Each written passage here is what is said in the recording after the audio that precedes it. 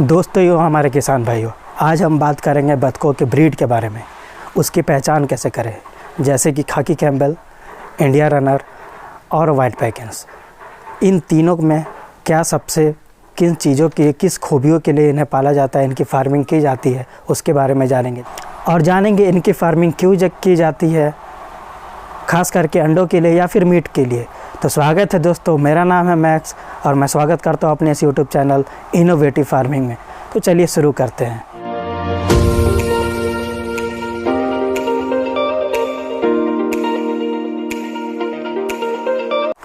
सबसे पहले हम बात करेंगे खाकी कैम्पबेल।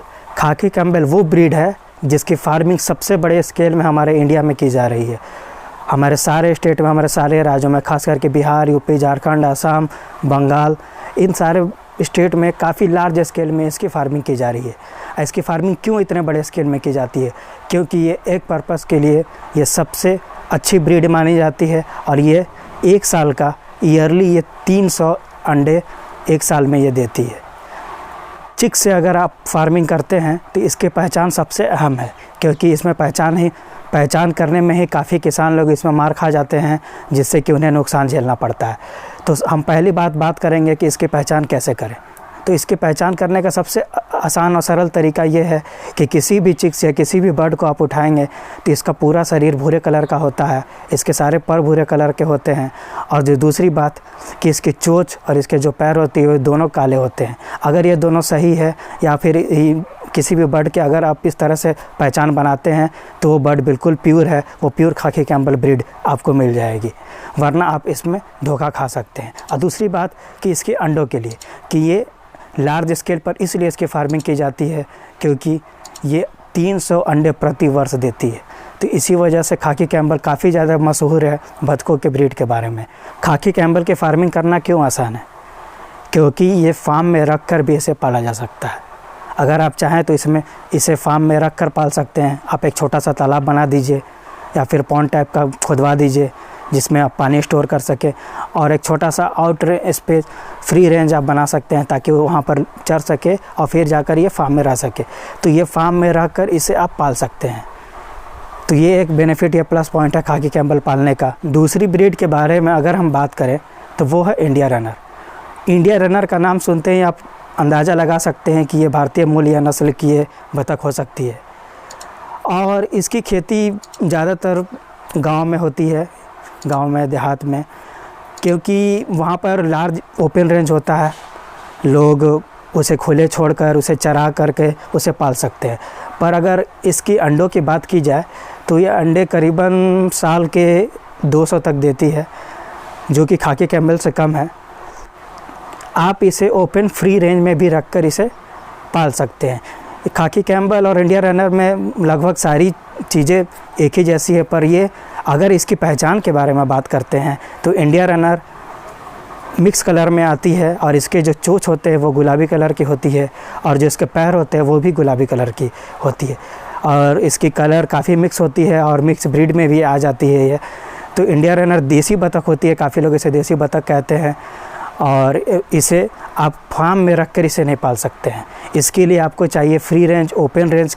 इसके लिए बड़ा जगह चाहिए जहाँ पर ये चर सके, ये घूम सके, ये दौड़ सके, तभी आप इससे प्रॉफिट ले सकते हैं या फिर इससे आप अंडों का उत्पादन ले सकते हैं।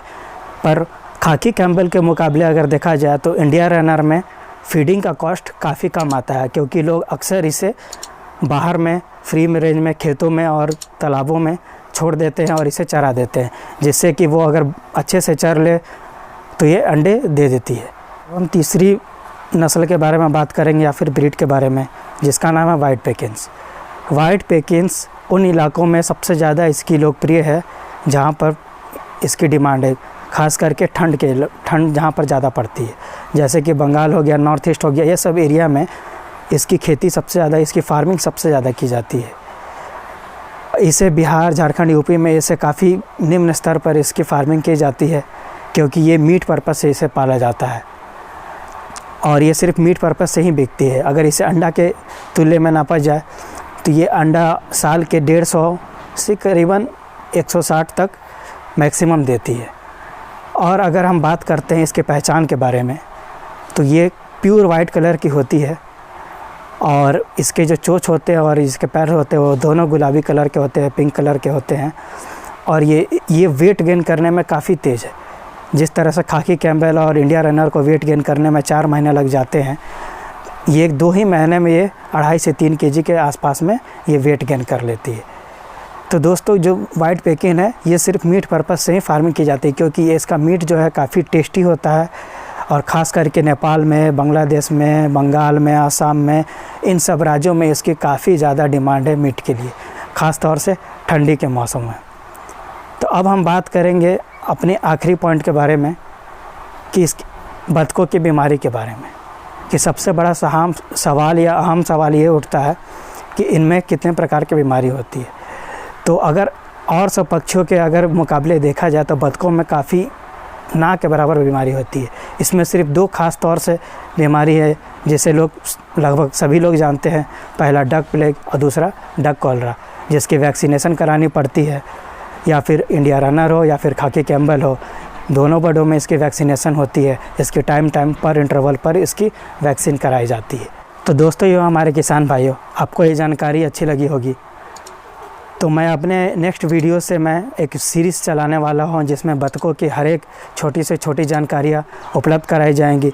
जैसे कि अगर आप चूजे लेते हैं तो उसकी ब्रीडिंग कैसे करें, दूसरा कि आप उसमें क्या मेडिसिन चला सकते हैं, तीसरा अगर आप बड़ी बतखें लेते हैं तो उनको फीडिंग कैसे कराना है, चौथा कि लो कॉस्ट में आप फीडिंग कैसे कराएं उन्हें, पाँचवा एक का प्रोडक्टिविटी बढ़ाने के लिए आपको क्या करना होगा, पाँचवा बीमारियों से बचने के लिए उसके लिए आप मेडिसिन की ज़रूरत पड़ेगी। तो दोस्तों आप हमारे चैनल को शेयर करें, सब्सक्राइब करें और लाइक करें, ताकि आपका प्यार और सपोर्ट हमको इसी तरह मिलता रहे, ताकि हम आपके लिए इस प्रकार के और न्यू एक्सक्लूसिव वीडियोस लेकर के आएँ। तो हमारे वीडियो को देखने के लिए आप सबों का धन्यवाद। नमस्कार, जय हिंद।